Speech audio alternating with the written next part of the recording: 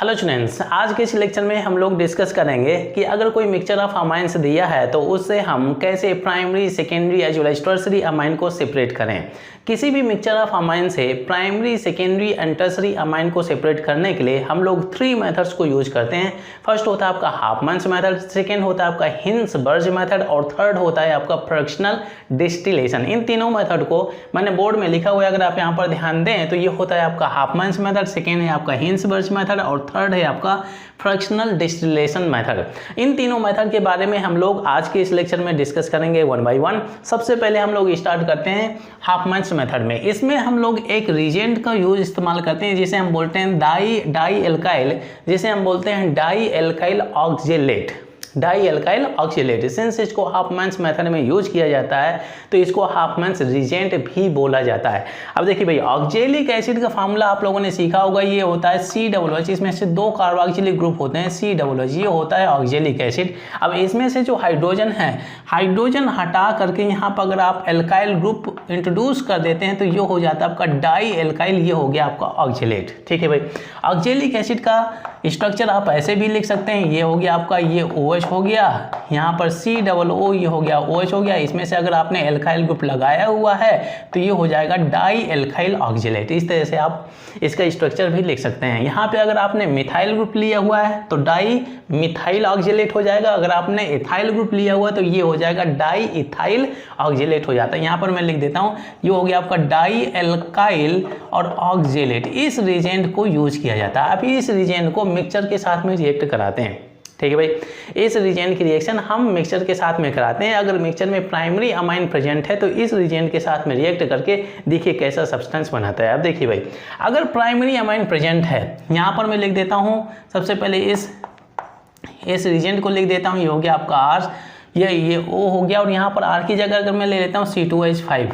ठीक है भाई, यहाँ पर एथाइल एल्काइल ग्रुप लगा देते हैं, ये COO हो गया, यहाँ पर हो गया O और ये हो जाता है आपका C2H5। ठीक है भाई, अब ध्यान दीजिए, अगर प्राइमरी अमाइन प्रेजेंट है, जैसे यहाँ पर ले लिया R और ये हो जाता है NH2, नाइट्रोजन के पास में 2 हाइड्रोजन होंगे, प्राइमरी अमाइन है। अब देखिए भाई, इस रिएक्शन में अगर आप ध्यान दें तो ये कार्बन जो है, तो कार्बन 2 मोर इलेक्ट्रोनेगेटिव एलिमेंट से अटैच है, मतलब यहाँ भी ऑक्सीजन, यहाँ भी ऑक्सीजन, मतलब है कि इस कार्बन पर इलेक्ट्रॉन पुलिंग बहुत ही ज़्यादा हो रहा है। ज़्यादा इलेक्ट्रॉन पुलिंग होने की वजह से यहाँ पर पार्शियल पॉजिटिव चार्ज बहुत ही ज़्यादा डेवलप होगा और ये न्यूक्लियोफाइल को बहुत ही आसानी से अट्रैक्ट कर गया। इसमें अगर आप ध्यान दें तो नाइट्रोजन के पास में इलेक्ट्रॉन डेंसिटी है, आसानी से इस कार्बन को इलेक्ट्रॉन डेंसिटी आपका सप्लाई करेगा। अब देखिए भाई, अगर ये इलेक्ट्रॉन डेंसिटी सप्लाई कर रहा है कार्बन को, तो कार्बन के पास में कितने बॉन्ड हो जाते हैं? 5 बॉन्ड। मतलब है कि अगर ये 5 बॉन्ड बना रहा है तो एक, अगर ये नया बॉन्ड बना रहा है तो पुराना बॉन्ड इसको ब्रेक करना पड़ेगा। जैसे ही ये इलेक्ट्रॉन डेंसिटी इस कार्बन को सप्लाई करेगा तो ये ऑक्सीजन बीइंग मोर इलेक्ट्रोनेगेटिव ये इलेक्ट्रॉन डेंसिटी को पुल करेगा। एज रिजल्ट यहाँ पर क्या होता है? Back bonding. फिर इसके बाद में ये ऑक्सीजन बहुत ही इलेक्ट्रोनेगेटिव होने की जैसे अपनी इलेक्ट्रॉन डेंसिटी को अपनी तरफ पुल कर लेता है, तो यहाँ पर क्या होता है? ये पार्शियल नेगेटिव चार्ज डेवलप हो जाता है। ये पार्ट हो गया। अब देखिए, यहाँ पर एक और मॉलिक्यूल्स ले लेते हैं, किसका? प्राइमरी अमाइन का। रीजन क्या होता है? यहाँ पर एक और कार्बोनिल ग्रुप दिया है तो वही सेम पैटर्न होता है। ये इलेक्ट्रॉन नेचुरली लेकर ये कार्बन को सप्लाई करता है, एज ए रिजल्ट ये इलेक्ट्रॉन नेचुरली पुल करता है। यहाँ पर होता है बैक बॉन्डिंग, फिर इसके बाद में ये ऑक्सीजन इलेक्ट्रॉन नेचुरली को पुल कर लेता है। अब ध्यान दीजिए भाई, इस ऑक्सीजन के पास में क्या होता है? Negative charge. अब देखिए भाई, ये आपका OC2H5 माइनस ये सेपरेट हो जाता है, OC2H5 माइनस सेपरेट हो जाता है। तो यहाँ पर हम क्या कर देते हैं, यहाँ पर 2 मॉलिक्यूल्स ऑफ C2H5 और ये आपका O माइनस सेपरेट हो जाता है, क्योंकि ये बॉन्ड ब्रेक हो गया, ये बॉन्ड ब्रेक हो गया। आप ध्यान दीजिए भाई, अब देखिए ये आपका ये R है, R लगा हुआ है, ठीक है भाई, ये हो गया। ये आप ऐसे भी कर सकते हैं, कोई दिक्कत नहीं। ये कार्बोनिल ग्रुप लगा हुआ है, ये आपका सेफ है, COO हो गया। अब इस कार्बन से आपका ये नाइट्रोजन अटैच हो जाएगा, ये NH2 हो जाएगा। अब यहाँ से R लगा है, परंतु यहाँ पर नाइट्रोजन ने इलेक्ट्रॉन डेंसिटी लूज की है तो यहाँ पर आ जाएगा पॉजिटिव चार्ज। ठीक है भाई, नाइट्रोजन ने इलेक्ट्रॉन नेचुरली इस कार्बन को सप्लाई किया हुआ है तो यहाँ पर इसके ऊपर आ जाता है पॉजिटिव चार्ज। ये बॉन्ड सेफ है तो हम इस बॉन्ड को मेंशन कर देते हैं। अब इसके बाद में ये कार्बन है, ये कार्बन में लगा हुआ डबल वन ऑक्सीजन, इस कार्बन को ये नाइट्रोजन आपका अटैच होता है तो ये NH2 हो गया, NH2 हो गया, यहाँ पर हो गया पॉजिटिव चार्ज। अब इसके बाद में यहाँ पर आर्क कर देते हैं। अब देखिए यहाँ पे अगर आप देखें तो नाइट्रोजन कितने बॉन्ड बना रहा है, 4 बॉन्ड बना रहा है, मतलब कि ये बहुत ही अनस्टेबल हो गया, या इन अदर वे बोल सकते हैं कि नॉन मेटल के ऊपर अगर पॉजिटिव चार्ज आता है तो वो पार्ट बहुत ही अनस्टेबल हो जाता है, मतलब कि इसको स्टेबल होने के लिए अब करता है क्या, इसमें देखिए यहाँ पर ये जो हाइड्रोजन लगे हुए हैं, ठीक है, ये इलेक्ट्रॉन डेंसिटी पुल करता है अपना ऑक्टेट पूरा करने के लिए, स्टेबल मोड में जाने के लिए। जब इलेक्ट्रॉन डेंसिटी पुल करेगा तो इसका पॉजिटिव चार्ज चला जाएगा, परंतु ये जो आपका हाइड्रोजन है एज प्लस निकलेगा, ये आपका एच प्लस निकलेगा। इन द सिमिलर मैनर्स ये यहाँ पर जो एक हाइड्रोजन है ये इलेक्ट्रॉन डेंसिटी आपका पुल करता है, यहाँ से भी आपका एक H प्लस निकलता है, ये H plus 2 molecules of H plus आ करके इस C2H5O माइनस से ये माइनस ये पॉजिटिव है तो अट्रैक्ट करते हैं, तो यहाँ से 2 मॉलिक्यूल्स ऑफ C2H5 और ये OH आपका निकल जाता है, इथाइल अल्कोहल आपका सेपरेट हो जाता है। अब देखिए भाई यहाँ पर होता क्या है, ये हो गया आपका COO, ठीक है, यहाँ पर हो गया आपका NH, वैलेंसी इसकी सेटिस्फाई हो गई, ये हो गया आपका R, और इसके बाद में COO, ये हो जाता है आपका NH, ये हो जाता है R, ये कंपाउंड का फॉर्मेशन होता है। अब देखिए इसमें क्या बोलते हैं, इसमें ये आपका डाई एल्काइल ऑक्सामाइड हो जाता है, डाई एल्काइल ऑक्सामाइड, इसको अगर चाहें तो मैं लिख देता हूँ, यहाँ पर होता है आपका डाई एल्काइल ऑक्सामाइड का फॉर्मेशन होता है, ठीक है भाई। अब देखिए भाई जब कभी भी अगर मिक्सचर में प्राइमरी अमाइन प्रेजेंट है तो इस रिजेंट के साथ में डाई एल्काइल ऑक्जेलेट के साथ में वो प्राइमरी अमाइन रिएक्ट करके कौन सा सब्सटेंस बनाएगा, ये डाई एल्काइल ऑक्सामाइड का फॉर्मेशन करता है, ठीक है भाई। ये है आपका in case of primary amine. अब देखिए इसमें अगर आपने स्ट्रॉन्ग बेस डाला हुआ है, aqueous solution of strong base, तो यहाँ से आपको फिर से प्राइमरी अमाइन मिल जाएगा। अब देखिए भाई होता क्या है, अगर मैं यहाँ पर स्ट्रॉन्ग बेस डाल देता हूँ, यहाँ पर जैसे मैंने डाल दिया स्ट्रॉन्ग बेस, ये हो गया आपका KOH, ठीक भाई, ये हो गया आपका KOH। स्ट्रॉन्ग बेस का मतलब क्या है कि बहुत ही आसानी से न्यूक्लियोफाइल जनरेट करेगा, ये OH माइनस रिलीज करेगा, ये आपका OH माइनस आयन रिलीज करेगा, ठीक है भाई, OH माइनस आयन। अब ध्यान दीजिए भाई अगर इसमें देखें वही सेम पैटर्न, ये कार्बन आपका 2 इलेक्ट्रोनेगेटिव एलिमेंट से जुड़ा हुआ है, ये ऑक्सीजन भी मोर इलेक्ट्रोनेगेटिव है, नाइट्रोजन भी मोर इलेक्ट्रोनेगेटिव है, मतलब फर्दर यहाँ पर इलेक्ट्रॉन पुलिंग हो रहा है, ज़्यादा इलेक्ट्रॉन पुलिंग होने की वजह से यहाँ पर पॉजिटिव चार्ज का डेवलप होना बहुत ही नेचुरल है। तो अब क्या होता है भाई, इसके पास में इलेक्ट्रॉन डेंसिटी है तो यहाँ पर क्या करते हैं, एक ये OH आ करके इसको एक इलेक्ट्रॉन डेंसिटी सप्लाई करता है, ठीक है भाई, ये पार्ट हो गया। अब जब इलेक्ट्रॉन डेंसिटी सप्लाई करेगा तो वही सेम पैटर्न, कार्बन के पास में कितने हो जाएंगे, 5 बॉन्ड, तो अगर ये नया बॉन्ड फॉर्म करेगा तो पुराना बॉन्ड इसको ब्रेक करना पड़ेगा, ये इलेक्ट्रॉन डेंसिटी पुल करेगा। यहाँ पर होता है बैक बॉन्डिंग, एज रिजल्ट ये जो आपका नाइट्रोजन होता है तो nitrogen being more electronegative electron density को पुल कर लेता है, ठीक है भाई। यही पैटर्न आपका इस कार्बन के साथ में होता है, तो यहाँ पर मैं कर देता हूँ, यहाँ पर 2 मॉलिक्यूल्स ऑफ KOH लेते हैं, पोटेशियम हाइड्रोक्साइड, तो ये आपका 2 OH माइनस आयन रिलीज करता है। एक दूसरा जो OH माइनस आयन होता है तो इस कार्बन को इलेक्ट्रॉन डेंसिटी सप्लाई करेगा, ये इलेक्ट्रॉन पुलिंग करेगा, फिर इसके बाद में होता है बैक बॉन्डिंग, और इसके बाद में ये नाइट्रोजन होता है तो आपका इलेक्ट्रॉन डेंसिटी को पुल कर लेता है। ये पार्ट होता है जब आप इस डाई एल्काइल ऑक्सामाइड की रिएक्शन कराते हैं स्ट्रॉन्ग बेस के साथ में। अब देखिए भाई यहाँ पर होता क्या है, इसमें अगर आप देखें तो ये COO आपका सेफ है, ठीक है भाई, COO सेफ हो गया। अब इसके बाद में ये बॉन्ड तो ब्रेक हो गया, यहाँ पर क्या होता है, यहाँ पर COO हो गया, देखिए OH माइनस आयन रिलीज हो करके इस कार्बन को अटैक कर रहा है तो यहाँ पर का OH लग जाएगा, इसके साथ में भी OH लग जाएगा, ये OH इस कार्बन से लगेगा, ये OH आपका इस कार्बन से लगेगा, तो ये क्या मिल गया भाई, ये हो गया आपका ऑक्जेलिक एसिड, ठीक है भाई, ये हो जाता है आपका ऑक्जेलिक एसिड का फॉर्मेशन होता है। अब देखिए भाई यहाँ पे अगर आप ध्यान दें तो ये नाइट्रोजन के पास में नेगेटिव चार्ज डेवलप होगा, क्योंकि नाइट्रोजन इलेक्ट्रॉन डेंसिटी को पुल कर रहा है, ये नाइट्रोजन भी इलेक्ट्रॉन डेंसिटी को पुल कर रहा है, तो यहाँ पर भी नेगेटिव चार्ज डेवलप होगा। तो यहाँ पर 2 स्पीसीज निकलती हैं, 2 मॉलिक्यूल्स ऑफ R, ये हो जाता है NH, यहाँ पर होता है नेगेटिव चार्ज। ध्यान दीजिए भाई 2 मॉलिक्यूल्स ऑफ, ये क्या हो गया R, ये R हो गया, NH हो गया, ये नेगेटिव चार्ज, एक पार्ट यहाँ से निकला एक पार्ट यहाँ से निकला, तो 2 मॉलिक्यूल्स ये पार्ट हो जाता है। अब देखिए भाई ये इसके पास में नेगेटिव चार्ज, ये अनस्टेबल स्पीसीज है, इसको एक प्रोटॉन चाहिए तभी ये आपका प्राइमरी अमाइन में कन्वर्ट हो जाता है। अब देखिए भाई होता क्या है, ये बन गया आपका ऑक्जेलिक एसिड। ये क्या है आपका स्ट्रॉन्ग एसिड, क्योंकि इसमें से 2 कार्बोक्सिलिक ग्रुप लगे हुए हैं। अब देखिए भाई, हम लोगों ने यहाँ पर स्ट्रॉन्ग बेस यूज किया। स्ट्रॉन्ग बेस का प्रेजेंस रिएक्शन में रहता ही रहता है। जैसे ही ये स्ट्रॉन्ग एसिड बनता है, जैसे ही स्ट्रॉन्ग एसिड बनता है, वैसे ही ये स्ट्रॉन्ग बेस फर्दर इसके साथ में रिएक्ट करता है और स्ट्रॉन्ग एसिड स्ट्रॉन्ग बेस की रिएक्शन कराएंगे तो क्या बन जाता है भाई, सॉल्ट एंड वाटर। तो यहाँ पर क्या होगा, ये हो जाता है आपका KOH हो जाता है। ठीक है भाई, KOH। अब देखिए यहाँ पर 2 मॉलिक्यूल से लेना है, तो अब देखिए होता क्या है, मैं ऐसे कर देता हूँ, यहाँ पर 2 मॉलिक्यूल से आप KOH लेना है, तो बेस का लेना है आपको OH, ठीक है, एसिड का लेना है आपका हाइड्रोजन, बेस का लेना है OH, एसिड का लेना है आपको हाइड्रोजन। ये पार्ट हो गया। तो मतलब है कि यहाँ से एक वाटर मॉलिक्यूल, यहाँ से भी एक आपका वाटर मॉलिक्यूल निकल जाता है। तो यहाँ पर 2 वाटर मॉलिक्यूल्स आपके सेपरेट हो जाते हैं। अब बनने लगता है सॉल्ट। ये पोटेशियम क्या है भाई, यहाँ पर नेगेटिव है, ये पॉजिटिव है, यहाँ पर नेगेटिव है, ये पॉजिटिव है, ये पॉजिटिव है, ये नेगेटिव है। तो ये पॉजिटिव इस ऑक्सीजन के द्वारा अट्रैक्ट किया जाएगा क्योंकि इसके पास में नेगेटिव चार्ज है। तो ये हो जाता है आपका COO, ये O और ये K हो जाता है, ये माइनस ये प्लस हो गया। इसके बाद में ये COO, ये हो जाता है O और ये आपका माइनस ये प्लस हो जाता है। तो ये हो जाता है potassium salt of oxalic acid.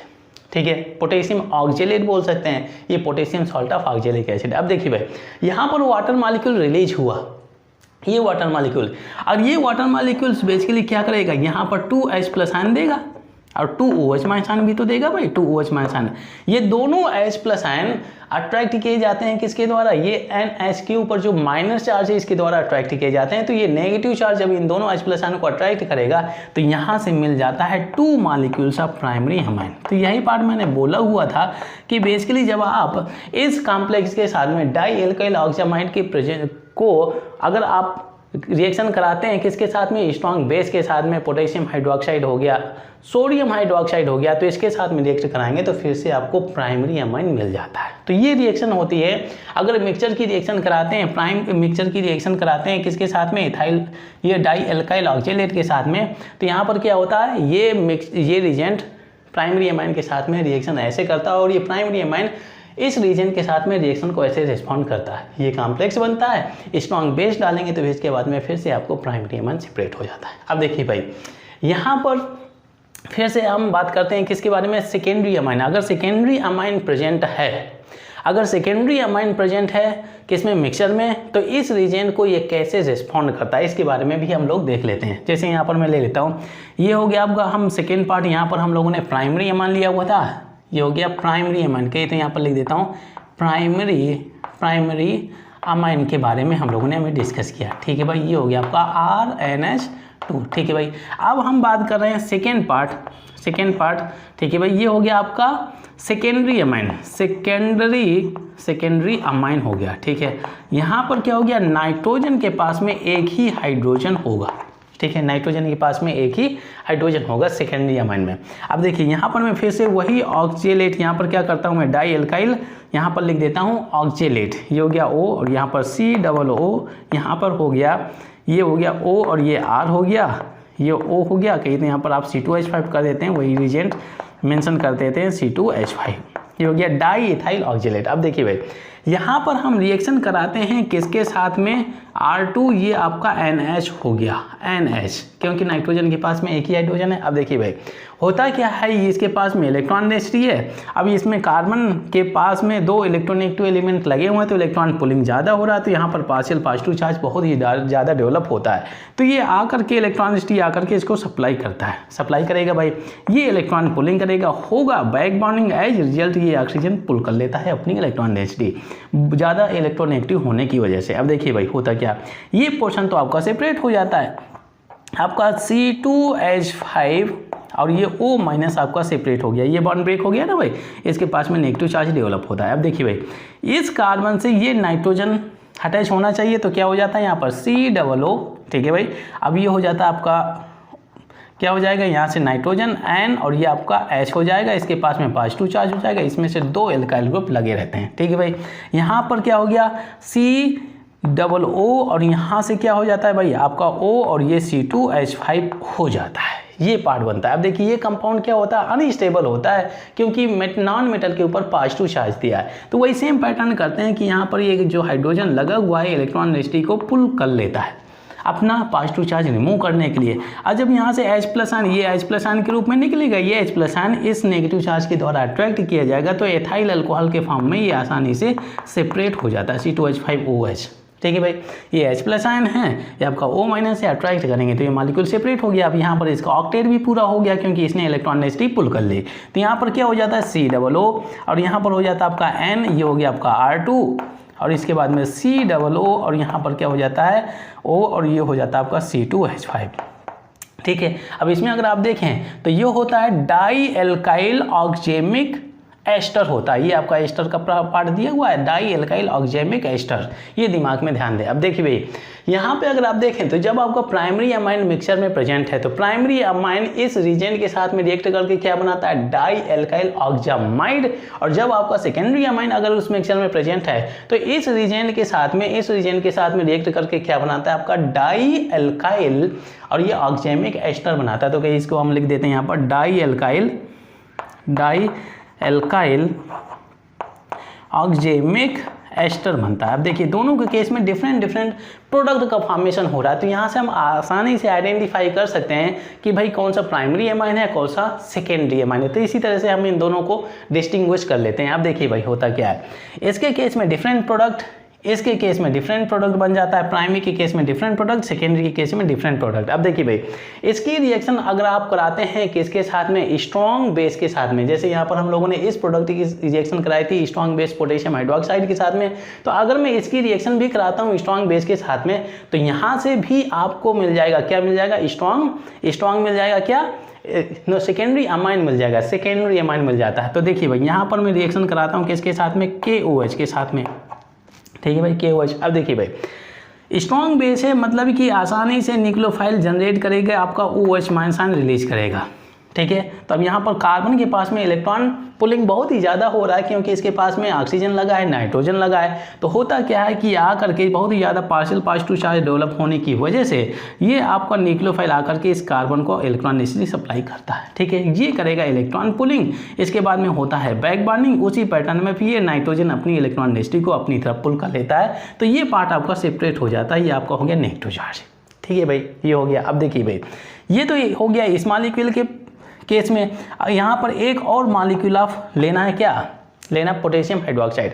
तो ये भी आपका OH माइनस आयन रिलीज करेगा क्योंकि स्ट्रॉन्ग अगर बेस है तो OH माइनस आयन का रिलीज होना बहुत ही फास्ट होने वाला है। अब देखिए भाई क्या ये OH माइनस आएगा तो ये इलेक्ट्रॉन नेसेसरी आकर के यहाँ से आप ऐसे कर सकते हैं, इलेक्ट्रॉन नेसेसरी इसको सप्लाई करेगा। तो ये करेगा भाई इलेक्ट्रॉन पुलिंग करेगा ऑक्सीजन, एज ए रिजल्ट यहाँ पर होगा बैक बॉन्डिंग, फिर इसके बाद में ये ऑक्सीजन अपनी इलेक्ट्रॉन नेसेसरी को पुल कर लेगा।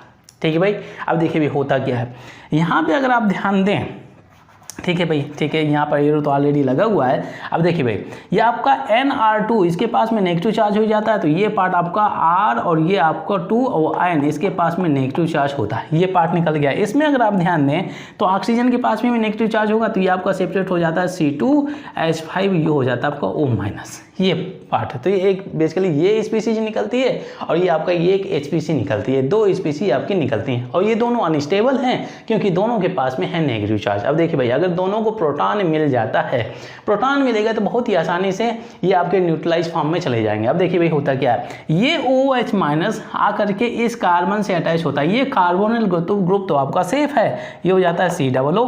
ठीक है, अब इस कार्बोनिल ग्रुप से आपका OH लगता है। ठीक है भाई, ये आपका हो गया, इस कार्बोनिल ग्रुप से आपका OH लगता है, ये OH हो गया, ये बन जाता है ऑक्जेलिक एसिड। ठीक है, ऑक्जेलिक एसिड। अब देखिए हम लोगों ने स्ट्रॉन्ग बेस लिया हुआ है, ये स्ट्रॉन्ग एसिड का फॉर्मेशन होता है, स्ट्रॉन्ग एसिड बेस की रिएक्शन फर्दर हो जाती है, फिर से रिएक्शन हो जाएगी। तो यहाँ पर क्या लेना है भाई, KOH लेना है, KOH। तो इसको आप ऐसे कर सकते हैं, ये HOK लिख गया, HOK हो गया। तो यहाँ से आपको क्या होगा, सॉल्ट एंड वाटर बनेगा, मतलब इसका एसिड का हाइड्रोजन बेस का OH, एसिड का हाइड्रोजन बेस का OH आपको सेपरेट करना है। तो 2 मॉलिक्यूल्स आप यहाँ पर H2O आपको सेपरेट करने हैं।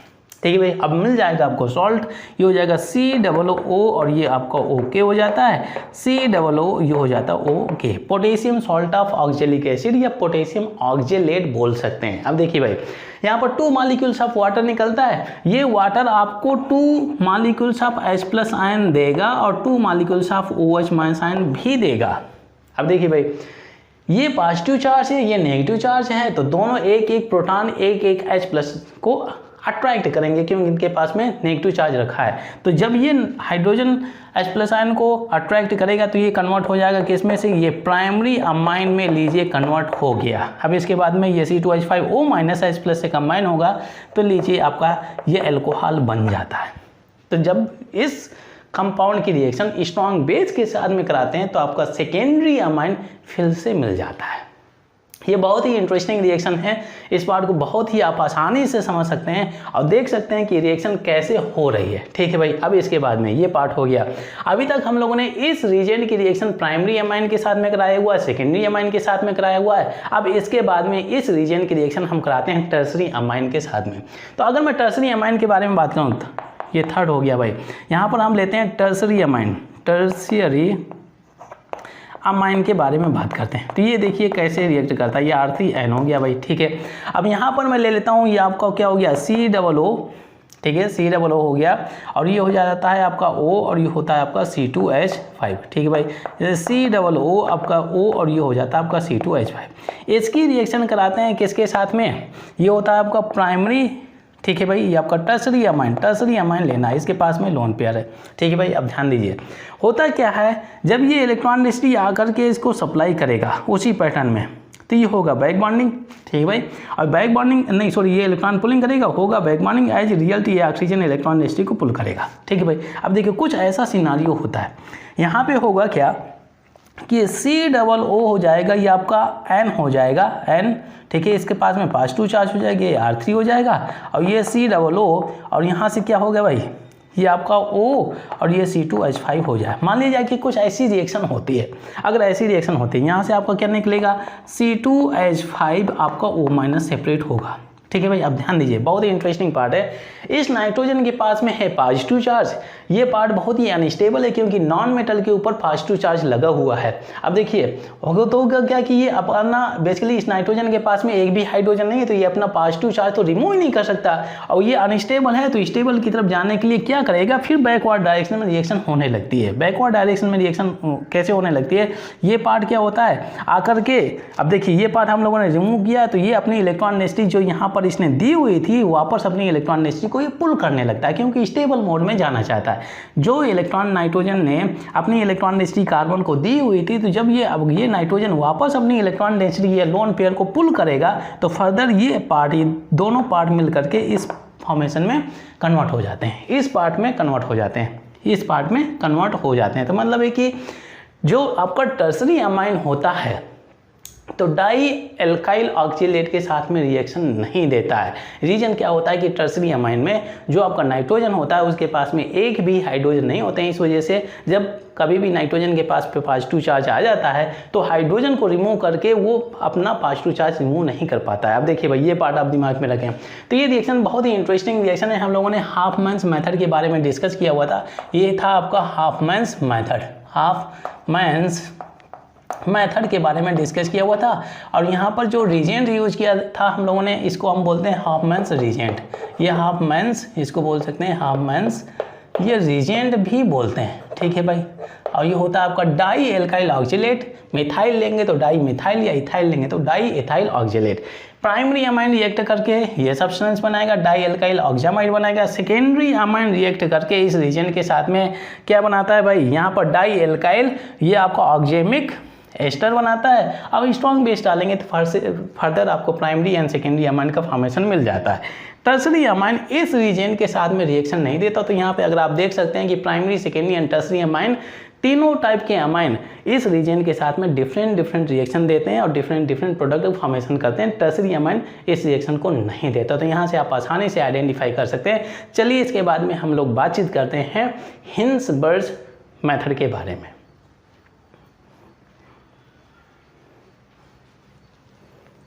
नेक्स्ट मेथड है Hinsberg method for the identification of primary, secondary and tertiary amines in A given mixture. तो हिंसबर्ग मेथड में एक रिजेंट यूज किया जाता है जिसे हम बोलते हैं बेंजीन सल्फोनिल क्लोराइड के। तो इसका मैं फॉर्मूला यहाँ पर लिख देता हूँ। हम सेकेंड मेथड के बारे में बात कर रहे हैं, ये होता है आपका हिंसबर्ग मेथड के बारे में बात कर रहे हैं, हिंसबर्ग मेथड। ठीक है भाई, हिंसबर्ग मेथड के बारे में डिस्कस कर रहे हैं। अब देखिए भाई, यहाँ पर जो यूज करते हैं रिजेंट, इसका फार्मूला होता है C6H5, बेंजीन हो गया, सल्फोनिल SO2 हो जाता है, ये Cl हो गया क्लोराइड। इसका अगर स्ट्रक्चर लिखना चाहें तो आप इसको ऐसे भी लिख सकते हैं, ये बेंजीन हो गया भाई, ठीक है। और यहाँ पर आपका S, ये आपका ऐसे शो कर देते हैं, ये Cl हो गया। इसको हम बोलते हैं बेंजीन सल्फोनिल क्लोराइड होता है भाई, ये benzene sulphonyl chloride. Since Hinsberg method में इस रिजेंट का यूज किया जाता है तो इसको आप बोल सकते हैं हिंसबर्ग रिजेंट भी बोल सकते हैं, इसको आप हिंसबर्ग रिजेंट भी बोल सकते हैं। अब देखिए भाई, जब इस रिजेंट की रिएक्शन कराते हैं मिक्सचर के साथ में, तो जो primary, secondary and tertiary amine mixture में प्रेजेंट होते हैं, तो इस रिजेंट के साथ में रिएक्ट करके डिफरेंट वे में प्रोडक्ट का फॉर्मेशन करते हैं। हम देखिए भाई रिएक्शन कैसे होती है। हम सबसे पहले प्राइमरी अमाइन के बारे में बात करेंगे, प्राइमरी अमाइन के बारे में हम डिस्कस कर लेते हैं, ठीक है भाई। यहाँ पर हो गया आपका, ये हो गया आपका RNH2, ये हो गया प्राइमरी अमाइन। अब देखिए ध्यान दीजिए, सबसे पहले मैं ले लेता हूँ बेंजीन सल्फोनिल क्लोराइड हो गया। अब देखिए भाई, यहाँ पर ले लिया मैंने बेंजीन हो गया, ठीक है भाई, ये हो गया SOO, यहाँ पर डबल हो गया, ये Cl हो गया, ठीक है भाई। इसकी रिएक्शन कराते हैं आप सेकेंडरी अमाइन के साथ में। सेकेंडरी अमाइन में नाइट्रोजन के पास में इलेक्ट्रॉन डेंसिटी है। अब देखिए भाई, यहाँ पे अगर आप देखें तो ये जो आपका सल्फर है तो 2 इलेक्ट्रोनेगेटिव एलिमेंट्स है, खासतौर से यहाँ से 3 इलेक्ट्रोनेगेटिव एलिमेंट लगे हैं, ऑक्सीजन के 2 लगे हुए हैं और यहाँ पर Cl लगा है। बहुत ही ज़्यादा इलेक्ट्रॉन पुलिंग हो रहा है, मतलब है कि इस सल्फर के पास में पॉजिटिव चार्ज बहुत ही ज़्यादा डेवलप हो रहा है। एज रिजल्ट ये आकर के इसको इलेक्ट्रॉन डेंसिटी सप्लाई करेगा, ठीक है, सप्लाई कर दिया भाई। अब इसके बाद में यहाँ पे अगर आप देखें तो सल्फर मैक्सिमम कितने बॉन्ड फॉर्म कर सकता है, 6 बॉन्ड फॉर्म कर सकता है। ये 7th बॉन्ड फॉर्म नहीं करेगा तो एज रिजल्ट क्या करेगा, ये ऑक्सीजन अपनी इलेक्ट्रॉन डेंसिटी को पुल करेगा। यहाँ पर होता है बैक बॉन्डिंग, ये जो आपका हाइड्रोजन बेटर लिविंग ग्रुप होता है तो आसानी से इलेक्ट्रॉन डेंसिटी को पुल करेगा और आपका ये पार्ट सेपरेट हो जाता है, ठीक है, ये हाइड्रोजन आपका सेपरेट हो गया। अब देखिए भाई होता क्या है, यहाँ पे अगर आप देखें तो ये हो गया बेंजीन रिंग आपका सेफ रखा हुआ है, ठीक है भाई। इसके बाद में आपका ये जो आपका सल्फोनिल ग्रुप है ये भी आपका सेफ हो गया। इस सल्फर से ये आपका नाइट्रोजन अटैच हो जाता है, ये आपका NH2 हो गया, यहाँ से अल्काइल ग्रुप लगा है। अब देखिए भाई, ये हाइड्रोजन यहाँ से सेपरेट हो जाता है, इसके पास में आएगा नेगेटिव चार्ज, तो यहाँ पर हम Cl माइनस कर देते हैं, ये पार्ट हो गया। आप ध्यान दीजिए भाई, ये नाइट्रोजन जब इलेक्ट्रॉन डेंसिटी सप्लाई कर रहा है तो इसके ऊपर आना चाहिए पॉजिटिव चार्ज, ऑफकोर्स आना चाहिए पॉजिटिव चार्ज, मैंने मेंशन कर दिया। अब ये देखिए अनस्टेबल हो गया, नाइट्रोजन मतलब नॉन मेटल के ऊपर पॉजिटिव चार्ज, तो ये अपना पॉजिटिव चार्ज रिमूव करने के लिए यहाँ पे जो हाइड्रोजन होता है इलेक्ट्रॉन डेंसिटी पुल करता है, ठीक है भाई। जब पुल करेगा तो इसका पॉजिटिव चार्ज डिसअपीयर हो जाएगा। अब यहाँ से आपका एज H+ आयन, ये H+ आयन निकलेगा, ये आपका Cl- आयन है, तो ये आपका एसिड के फॉर्म में HCl निकल जाता है, ठीक है भाई, ये एसिड आपका निकल जाता है। अब ध्यान दीजिए भाई, यहाँ पर होता क्या है, ये आपका बेंजीन हो गया, ठीक है भाई, ये बेंजीन हो गया, ये आपका सल्फोनिल ग्रुप हो गया और यहाँ से आपका हो जाता है NH और ये हो गया आपका R। ध्यान दीजिए, तो ये इसको हम बोल सकते हैं बेसिकली एल्काइल सल्फोनामाइड बोल सकते हैं, ठीक है, ये एन एल्काइल सल्फोनामाइड, ये कंपाउंड का फॉर्मेशन होता है। मतलब है कि जब आप इस रिएजेंट की रिएक्शन मिक्सचर के साथ में कराएंगे तो प्राइमरी अमाइन अगर प्रेजेंट है तो इस कंपाउंड का फॉर्मेशन करता है, ठीक है भाई। अब ध्यान दीजिए भाई, अगर इसकी रिएक्शन कराते हैं बेस के साथ में, यहाँ पर हम डाल देते हैं बेस, डाल देते हैं, जैसे KOH डाल दिया, ठीक है भाई, ये डाल दिया, बेस डाल दिया। अब बेस का मतलब क्या है कि ये आपका आसानी से ये OH माइनस आयन रिलीज करेगा, ठीक है, स्ट्रॉन्ग बेस है तो आसानी से आपका हाइड्रोक्साइड आयन रिलीज करेगा। आप देखिए भाई, अगर हम देखें तो नाइट्रोजन के पास में जो हाइड्रोजन लगा हुआ तो ये आपका एसिडिक हाइड्रोजन या एक्टिव हाइड्रोजन है भाई, ठीक है, एसिडिक हाइड्रोजन या एक्टिव हाइड्रोजन, तो आसानी से ये इलेक्ट्रॉन डेंसिटी इसको सप्लाई करेगा। तो ये नाइट्रोजन अपनी इलेक्ट्रॉन डेंसिटी को पुल कर लेता है, क्योंकि जो आपका प्रोटॉन है एक ही बॉन्ड बना सकता है, हाइड्रोजन केवल एक ही बॉन्ड बना सकता है, इसी वजह से इसको कभी भी किसी भी कंपाउंड में सेंट्रल एलिमेंट के रूप में नहीं यूज किया जाता, यही रीजन होता है। अब देखिए भाई, ये क्या हो जाता है आपका, ये हो गया आपका, ये बेंजीन रिंग तो सेफ हो गया। अब इसके बाद में H हो गया, ये आपका सल्फोनिल। अब देखिए ये नाइट्रोजन के पास में आने वाला है नेगेटिव चार्ज, क्योंकि इसने इलेक्ट्रॉन पुल किया हुआ है। यहाँ पे आपका R ग्रुप हो गया, अल्काइल ग्रुप हो गया। अब देखिए भाई, यहाँ से आपका ये H2O निकल गया, लीजिए आपका H2O यहाँ से आपका निकल गया, ठीक है भाई। यहाँ पर जब आपका ये OH माइनस आयन रिलीज करेगा तो बचेगा क्या, आपका K+ आयन बचेगा। ये K+ आयन जो पोटेशियम आयन है इस नाइट्रोजन नेगेटिव आयन के द्वारा अट्रैक्ट किया जाएगा, तो यहाँ पर हम K+ आयन लिख देते हैं। तो लीजिए ये आपका सॉल्ट हो जाता है, ये सॉल्युबल सॉल्ट होता है भाई, ठीक है, ये होता है आपका सॉल्युबल साल्ट। आप देखिए भाई, इस रिएक्शन में अगर आप ध्यान दें तो यहाँ पर एक एसिड रिलीज हुआ था आपका, स्ट्रॉन्ग एसिड। ये स्ट्रॉन्ग एसिड इस जो सॉल्ट बनता है इस सॉल्ट के साथ में तुरंत रिएक्ट करता है। अब देखिए भाई, यहाँ पर हम यूज करते हैं HCl या डाइल्यूट करके यूज करते हैं, क्योंकि डाइल्यूट ही हो जाएगा क्योंकि वाटर भी रिमूव हो रहा है ना, वाटर और एसिड ये भी तो क्या हो जाएगा, डाइल्यूट हो जाता है। तो ये आसानी से बहुत ही ईजिली आपका Cl- रिलीज करेगा। जब ये Cl- रिलीज करेगा तो ये K+ और Cl- अटैच होकर के आपका KCl के रूप में निकल जाते हैं। ठीक है भाई, ये पार्ट। अब यहाँ पर बचेगा क्या, आपका H+ आयन रिलीज होगा। तो ये H+ आयन इस N- आयन के साथ में अटैच होगा तो क्या बन जाता है भाई, ये कंपाउंड का फॉर्मेशन हो जाता है। ये हो गया आपका SOO, ये HOO, ये आपका NH, ये आपका R हो जाता है। ये पार्ट हो गया। देखिए भाई, ये हो गया ना भाई, ये हो जाता है, ये पार्ट हो जाता है। अब ध्यान दीजिए भाई, यहाँ से अगर आपने इसकी रिएक्शन कराई हुई है किसके साथ में, किसके साथ में, इसका अगर आपने हाइड्रोलाइसिस कर दिया, इसका अगर आपने कर दिया हाइड्रोलाइसिस, जैसे ही आप इसका हाइड्रोलाइसिस करेंगे in the presence of dilute HCl, तो यहाँ से आपको क्या मिल जाएगा भाई, यहाँ से आपको फिर से प्राइमरी अमाइन मिल जाएगा। अब देखिए भाई, हम इसका करने वाले हाइड्रोलाइसिस। अगर हम हाइड्रोलाइसिस करते हैं in the presence of dilute HCl के प्रेजेंस में कराते हैं, HCl के प्रेजेंस में कराते हैं। अब ध्यान दीजिए भाई, ये आपका जो वाटर है आसानी से OH- रिलीज करेगा। ठीक है, OH- रिलीज करेगा। अब इसके पास में क्या है, सल्फर के पास में बहुत ही ज़्यादा पॉजिटिव चार्ज डेवलप होने की वजह से इलेक्ट्रॉन डेंसिटी सल्फर को देगा, तो ये ऑक्सीजन अपनी इलेक्ट्रॉन डेंसिटी को पुल करेगा। ये इसके बाद में होता है बैक बॉन्डिंग, ये नाइट्रोजन अपनी इलेक्ट्रॉन डेंसिटी सेपरेट कर लेता है। अब देखिए भाई, हम उस डायरेक्शन में जा रहे हैं जिस साइड हमें मिल जाता है फिर से प्राइमरी अमाइन। अब देखिए भाई, जब ये OH- ये एसिड इस से डालते हैं कि आसानी से आपका OH- रिलीज करे, थोड़ा रेट ऑफ रिएक्शन ज़्यादा हो जाए, ये पार्ट हो जाता है। अब देखिए भाई, होता क्या है कि यहाँ पर क्या हो गया, आपका सल्फोनिक एसिड का फॉर्मेशन हो जाता है। ठीक है भाई, ये पार्ट हो गया। अब इसके बाद में HOO, ये OO, इस सल्फर से आपका OH, ये जो OH आ रहा है OH अटैच हो गया। ठीक है, ये एसिड बहुत ही स्ट्रॉन्ग एसिड हो गया भाई। अब इसके बाद में ये जो आपका NH, इसके पास में नेगेटिव चार्ज डेवलप हो जाएगा इस नाइट्रोजन के पास में, क्योंकि इलेक्ट्रॉन नेगेटिव पुल कर रहा है। ये नेगेटिव चार्ज जैसे डेवलप होता है, अब देखिए, तो ये यहाँ से प्रोटॉन भी तो निकलेगा भाई, ये OH- आयन रिलीज कर रहा है, परंतु H+ आयन भी तो रिलीज करेगा। ये H+ आयन इस N- आयन के द्वारा अट्रैक्ट किया जाएगा, तो क्या कन्वर्ट हो गया, ये आपका RNH2 में कन्वर्ट हो जाएगा, प्राइमरी अमाइन। परंतु रीजन क्या है, अगर इसमें देखें तो जो अमाइन का जो बेसिक नेचर होता है काफ़ी ज़्यादा होता है, क्योंकि यहाँ पर जो एल्काइल ग्रुप लगा हुआ है ये होता है आपका पॉजिटिव इंडक्टिव इफेक्ट।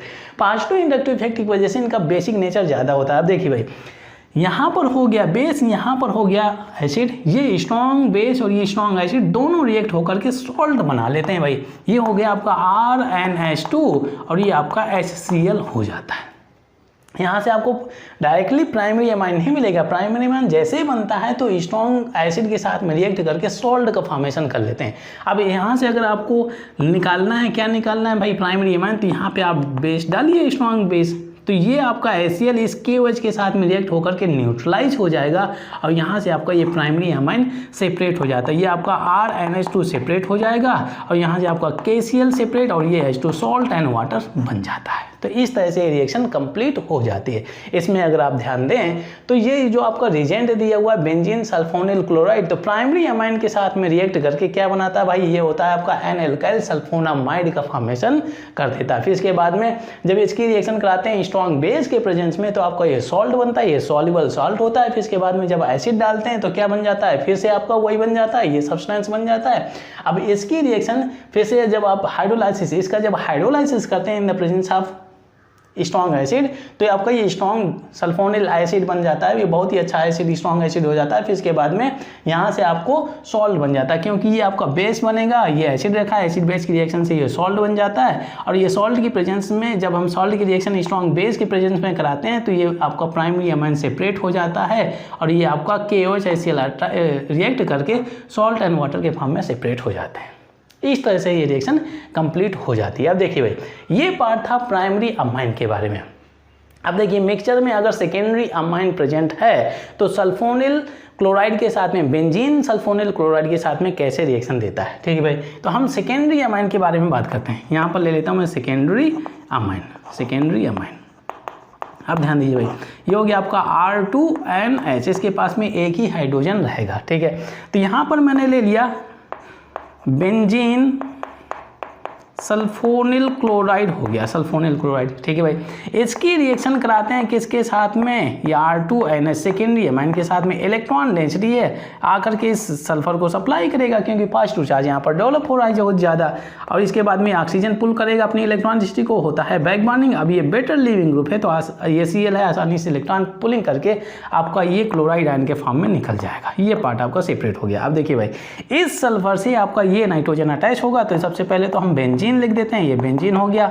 अब इसके बाद में क्या होता है, ये डबल ओ हो गया, ये डबल ओ हो गया, और यहाँ से आपका क्या हो जाता है NH, और ये R2 हो गया, परंतु यहाँ पर डेवलप हो जाता है पॉजिटिव चार्ज, क्योंकि इसने इलेक्ट्रॉन डेंसिटी सप्लाई की हुई है।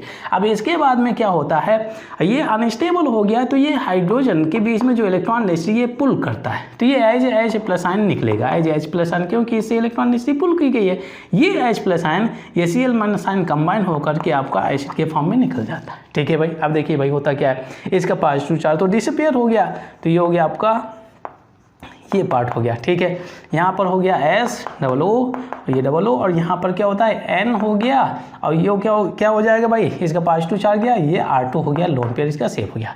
तो इसको आप बोल सकते हैं N डाई एल्काइल सल्फोनामाइड का फॉर्मेशन हो जाता है। इसमें देखिए, इसमें अगर आप देखें तो N एल्काइल एक ही एल्काइल ग्रुप था, N एल्काइल सल्फोनामाइड, ये होता है आपका डाई एल्काइल सल्फोनामाइड। दोनों जो आपके प्राइमरी एंड सेकेंडरी अमाइन है, इस रीजेंट के साथ में रिएक्ट करके डिफरेंट प्रोडक्ट का फॉर्मेशन कर सकते हैं। ये कर रहे हैं, आप ये चीज़ अपरेंटली देख सकते हैं। अब देखिए भाई होता क्या है इसमें अगर आप ध्यान दें, ठीक है भाई, अब इसकी रिएक्शन अगर मैं बेस के साथ में कराता हूँ, जैसे हो गया आपका किसका NaOH डाल दिया, ठीक है, KOH ले लें, NaOH ले लें, दोनों स्ट्रॉन्ग बेस ही होते हैं। अगर जैसे हमने KOH लिया हुआ तो हम KOH ही ले लेते हैं, ताकि बाद में आप नहीं लगे कि उसमें से KOH यूज कर लिया, इसमें से आपने NaOH ले लिया। ठीक है भाई, अब देखिए होता क्या है, इसका अगर आपने करना है स्ट्रॉन्ग बेस के साथ में रिएक्शन करा दे तो ये OH माइनस रिलीज करेगा। अब ये OH माइनस किसको अटैक करे, प्रॉब्लम क्या है कि भाई ये नाइट्रोजन के पास में एक भी एसिडिक हाइड्रोजन या एक्टिव हाइड्रोजन नहीं है, तो इसका मतलब है कि यहाँ पर रिएक्शन नहीं होती है, अब देखिए भाई, तो मतलब यहाँ पर रिएक्शन स्ट्रॉन्ग बेस के साथ में यहाँ पर रिएक्शन इसकी नहीं होती। तो अब अगर हम हाइड्रोलाइसिस करते हैं, जैसे यहाँ पर मैंने ले लिया H2O, ठीक है भाई, ये आपका एसिड तो डाला हुआ है। अब होता क्या है कि एसिड के प्रेजेंस में आसानी से आपका H प्लस आना है ना, वो OH माइनस रिलीज करेगा। ठीक है भाई, ये आकर के इस सल्फर को इलेक्ट्रॉन डेंसिटी सप्लाई करेगा, तो इलेक्ट्रॉन पुलिंग करेगा, और फिर इसके बाद में होगा बैक बॉन्डिंग, और ये अपना इलेक्ट्रॉन डेंसिटी पुल कर लेता है। ठीक है भाई, तो क्या होगा भाई, इसके पास में नेगेटिव चार्ज डेवलप हो जाएगा। अब देखिए यहाँ से आपका R2 और ये होता है, ठीक है भाई, अब ये यहाँ पर लिखते नहीं हैं। अब देखिए ये OH माइनस इस सल्फर से अटैच होगा, तो ये आपका बहुत ही स्ट्रॉन्ग एसिड बन जाता है, आपका H+O और ये डबल O, और ये आपका OH अटैच हो जाता है। अब ध्यान दीजिए भाई, यहाँ पे अगर आप देखें तो नाइट्रोजन ने इलेक्ट्रॉन डेंसिटी को पुल किया, तो यहाँ पर नेगेटिव चार्ज होता है। अब देखिए ये H2OH माइनस आयन तो रिलीज करेगा, परंतु H प्लस आयन भी तो रिलीज करेगा। ये H प्लस आयन बेसिकली इस नेगेटिव चार्ज के द्वारा अट्रैक्ट किया जाता है जो नाइट्रोजन के ऊपर रखा हुआ है। तो यहाँ से क्या बन जाएगा भाई, R2, ये आपका NH बन जाएगा, ये बन गया आपका secondary amine. Secondary amine primary amine से भी ज़्यादा बेसिक इन नेचर होता है, क्योंकि इसमें से पॉजिटिव इंडक्टिव इफेक्ट ज़्यादा होता है। अब देखिए भाई, ये सेकेंडरी अमाइन बहुत ही स्ट्रॉन्ग बेस है, तो ये बेस इमीडिएटली इस एसिड के साथ में, अगर यहाँ पर अगर आप यही एसिड मेंशन कर देते हैं डाइल्यूट HCl जो मेंशन किया, तो इस एसिड के साथ में रिएक्ट करके इमीडिएटली क्या बनाता है भाई, R2N, और ये क्या हो जाएगा भाई, ये NH हो गया, ये HCl सोल्ट बनाता है भाई, ये सॉल्ट का फॉर्मेशन करता है, ये सॉल्ट का फॉर्मेशन। अब देखिए यहाँ से इमीडिएटली यहाँ से आपको सेकेंडरी अमाइन नहीं मिलेगा, ये सॉल्ट का फॉर्मेशन हो जाता है, क्योंकि आपका स्ट्रॉन्ग बेस है, स्ट्रॉन्ग एसिड है, दोनों के बीच में रिएक्शन हो जाती है, सॉल्ट का फॉर्मेशन हो जाता है। अब इसकी रिएक्शन अगर यहाँ पर इसको ले करके अगर आपने बेस डाला हुआ है KOH, ठीक है, इस बात को छोड़ दीजिए भाई, इसकी रिएक्शन, इस सॉल्ट की रिएक्शन अगर आप बेस के साथ में कराते हैं, तो यहाँ से आपका सेकेंडरी अमाइन सेपरेट हो जाता है, ये पार्ट आपका सेपरेट हो जाएगा। ये स्ट्रॉन्ग एसिड है, ये स्ट्रॉन्ग बेस है, तो दोनों एक दूसरे को न्यूट्रलाइज करेंगे, यहाँ से आपका KCl और H2O सेपरेट हो जाता है। ये रिएक्शन से बहुत ही इंटरेस्टिंग रिएक्शन है, बहुत ही मज़ेदार रिएक्शन है। अगर आप देखें तो बहुत ही आसानी से आप समझ रहे हैं या समझ सकते हैं कि बेसिकली रिएक्शन में हो क्या रहा है, कौन किसको रिस्पॉन्ड कर रहा है, बॉन्ड ब्रेकिंग या बॉन्ड फॉर्मिंग कैसे हो रही है। अब देखिए भाई, अगर हम प्राइमरी अमाइन के बारे में बात करें तो इसमें से एल्काइल सल्फोनामाइड बनता है, इसके केस में सेकेंडरी अमाइन के केस में एल्काइल क्या डाई एल्काइल सल्फोनामाइड बनता है। और बाद में जब हम स्ट्रॉन्ग बेस डालते हैं या हाइड्रोलाइसिस करते हैं तो यहाँ से फिर से प्राइमरी अमाइन मिल जाता है, इसके केस में लास्ट में हमें भी मिल जाता है सेकेंडरी अमाइन। ठीक है भाई, ये पार्ट हो गया। अगर मैं टर्सरी अमाइन के बारे में बात करता हूँ, यहाँ पर लिख देते हैं टर्शियरी अमाइन के बारे में बात करते हैं, टर्सरी अमाइन। ठीक है भाई, अब देखिए भाई यहाँ पर अगर मैं लेता हूँ, क्या ले लिया भाई, वही रिजेंट ले लिया, sulphonyl chloride, benzene sulphonyl chloride, और यहाँ पर R3N हो गया। नाइट्रोजन के पास में एक भी हाइड्रोजन नहीं है। ठीक है भाई, तो ये इलेक्ट्रॉन डेंसिटी है, आकर के आसानी से सल्फर को सप्लाई करेगा, इलेक्ट्रॉन पुलिंग होगा, बैक बर्निंग होगा और ये आपका सेपरेट हो जाता है। ठीक है भाई, अब देखिए होता क्या, ये Cl माइनस आयन सेपरेट हो गया, यहाँ से क्या हो जाएगा, ये हो गया आपका SOO, ये डबल हो गया, यहाँ से N के पास में पॉजिटिव चार्ज, ये R3 हो गया। अब देखिए इस नाइट्रोजन के पास में एक भी हाइड्रोजन नहीं है, ये कंपाउंड बहुत ही अनस्टेबल है, ये कंपाउंड बहुत ही अनस्टेबल है क्योंकि नॉन मेटल के ऊपर लगा हुआ है पॉजिटिव चार्ज, और ये अपना पॉजिटिव चार्ज रिमूव नहीं कर पाएगा क्योंकि नाइट्रोजन के पास में एक भी हाइड्रोजन नहीं है। जब ये रिमूव नहीं कर पाएगा तो ये फर्दर इसके साथ में रिएक्ट करेगा, ये वापस रिएक्शन हो जाती है, वापस इन कंपाउंड का फॉर्मेशन हो जाती है, मतलब ये बैकवर्ड डायरेक्शन में आ जाती है, आगे रिएक्शन नहीं जाती है, मतलब यहाँ पर रिएक्शन स्टॉप हो जाती है। तो मतलब है कि जो टर्सरी अमाइन है तो बेंजीन सल्फोनिल क्लोराइड के साथ में रिएक्ट नहीं करता है। जो आपका प्राइमरी अमाइन है तो एल्काइल सल्फोनामाइड बनाता है, एल्काइल बेंजीन सल्फोनामाइड बनाता है। जो सेकेंडरी अमाइन है तो आपका डाई एल्काइल बेंजीन सल्फोनामाइड बनाता है। जो आपका टर्सरी अमाइन है तो बेंजीन सल्फोनिल क्लोराइड के साथ में रिएक्ट नहीं करता। तो यहाँ पे अगर आप देखें तो तीनों जो आपके डिफरेंट अमाइन हैं इस रीजन के साथ में डिफरेंट वे में बिहेव करते हैं, डिफरेंट वे में रिस्पॉन्ड करते हैं। तो यहाँ से हम primary, secondary and tertiary amine का आइडेंटिफिकेशन बहुत ही आसानी से कर सकते हैं। चलिए इसके बाद में हम लोग लास्ट मेथड के बारे में बात करते हैं, दैट इज फ्रैक्शनल डिस्टिलेशन।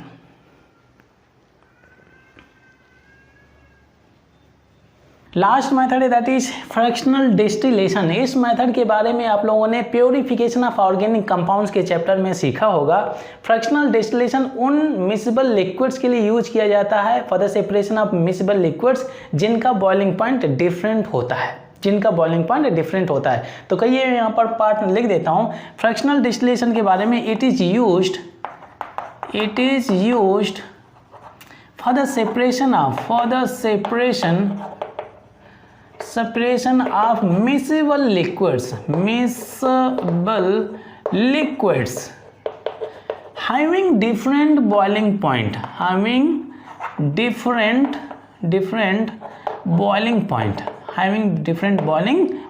अब देखिए भाई यहाँ पे अगर मैं primary, secondary and tertiary amine के बॉइलिंग पॉइंट के बारे में बात करूँ तो जैसे हो गया आपका RNH2 हो गया, ये R2NH हो गया और ये R3N हो गया भाई। ठीक है भाई, इसमें ये पार्ट हो गया।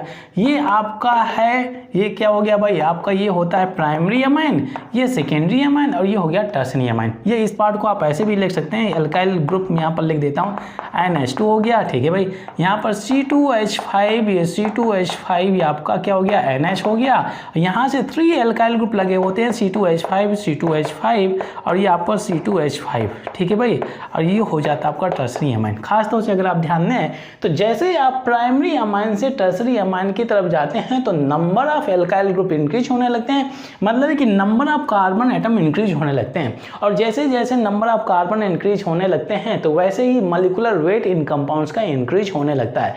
मॉलिक्यूलर वेट इंक्रीज होता है तो इंटरमॉलिक्यूलर फोर्स इंक्रीज होने लगता है, एज रिजल्ट इनका बॉइलिंग पॉइंट भी इंक्रीज होने लगता है। तो मतलब है कि अगर इधर से इधर मूव करेंगे या प्राइमरी से अगर आप टर्सरी मूव करेंगे तो प्राइमरी का सबसे कम, फिर इसके बाद में सेकेंडरी का सबसे ज़्यादा, फिर इसके बाद में और भी ज़्यादा हो जाता है किसका, टर्सरी का। तो इनके बॉइलिंग पॉइंट में डिफरेंस होता है। टर्सरी अमाइन का सबसे ज़्यादा बॉइलिंग पॉइंट होता है क्योंकि इसका मॉलिक्यूलर वेट ज़्यादा होता है, फिर इसके बाद में सेकेंडरी का, और लीस्ट हो जाता है क्या होता है, प्राइमरी का। तो इनके बॉइलिंग पॉइंट में डिफरेंस की वजह से यहाँ पर आप फ्रैक्शनल डिस्टिलेशन का मेथड यूज कर सकते हैं और यहाँ से भी आप तीनों टाइप के अमाइन को इन ए गिवन मिक्सचर आप आसानी से आइडेंटिफाई कर सकते हैं। यहाँ पर मैं कॉन्सेप्ट लिख सकता हूँ, जैसे हो गया आपका कार्बन हो गया, जैसे number of carbon atoms increase होते हैं तो आपका क्या होता है भाई, मॉलिक्यूलर वेट इंक्रीज होता है, फिर इसके बाद में बॉइलिंग पॉइंट इंक्रीज हो जाता है। यहाँ पर इंटरमोलिकुलर फोर्स मेंशन कर सकते हैं, इंटरमोलिकुलर फोर्स इंक्रीज होता है और फिर इसके बाद में इंक्रीज होता है बॉइलिंग पॉइंट। तो इनके बॉइलिंग पॉइंट में डिफरेंस होने की वजह से आप फ्रैक्शनल डिस्टिलेशन का मेथड यूज करके आप तीनों अमाइन को आइडेंटिफाई कर सकते हैं। चलिए इसके बाद में हम लोग इन नेक्स्ट वीडियो डिस्कस करेंगे फिजिकल प्रॉपर्टीज ऑफ अमाइंस।